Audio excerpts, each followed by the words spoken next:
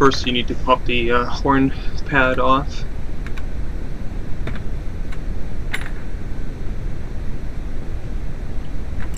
The 24mm nut holds the steering wheel against the steering column.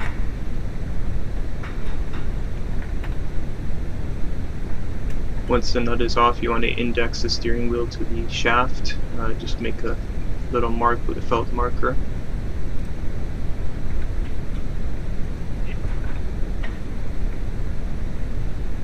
Next thing you want to do is remove the plastic steering column covers, upper and lower.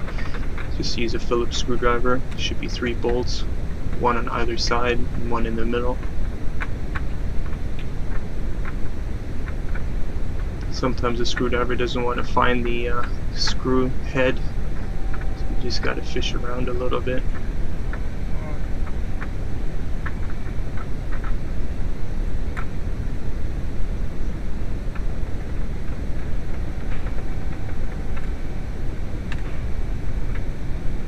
And then the middle one.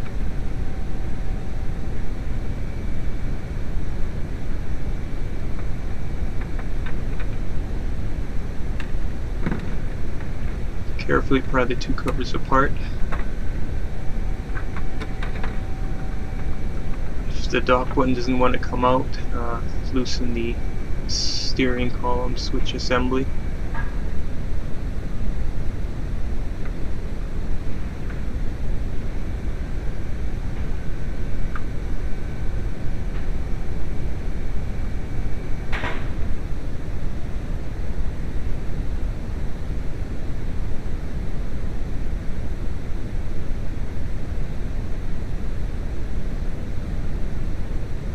You can see here the powdery residue from the horn ring rubbing. Later on you want to put a bit of lubricant on there to help it slide better. Just tilt the switch assembly down out of the way. Next thing you want to do is remove the 2 Phillips screws that hold the instrument cluster trim to the dash.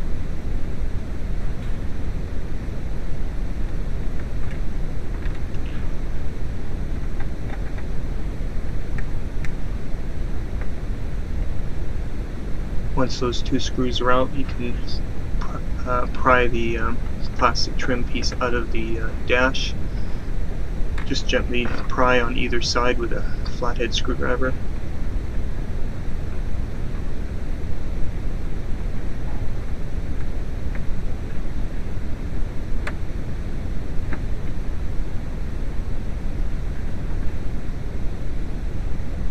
There's 2 more bolts, 1 on either side of the actual instrument cluster. Be careful here not to drop it down in behind. Usually if it does fall, it'll fall right down onto the floor, but sometimes it can get caught up in wiring harnesses in behind the dash. So that can create a bit of a headache trying to find a screw that dropped down behind.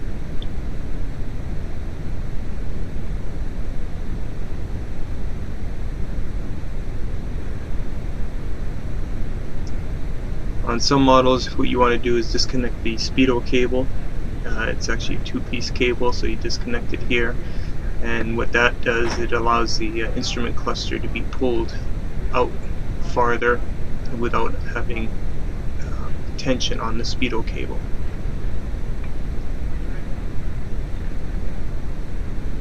And you just reach behind and disconnect the Speedo cable from the rear of the Speedo head,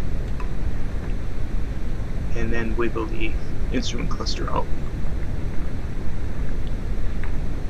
Don't forget to disconnect the harness.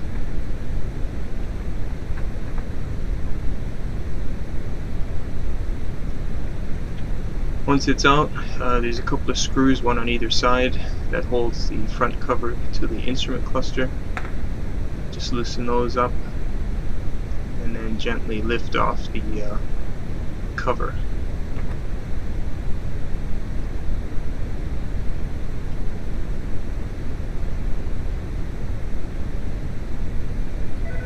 The clock and the fuel and temp gauge, they're just pop fit, so you just unpop it or unseat it, like by pulling it out.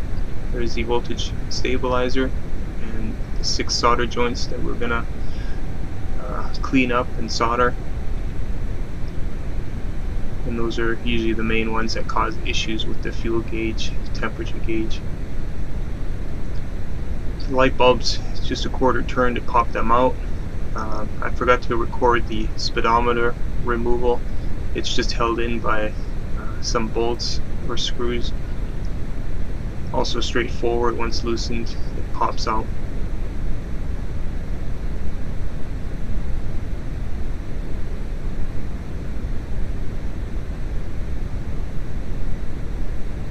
Once the bulbs are out, you can remove the printed circuit,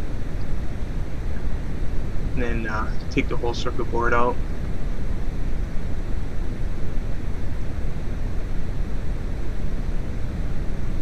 Again, the temp gauge, fuel gauge, they should just pull off, which it does.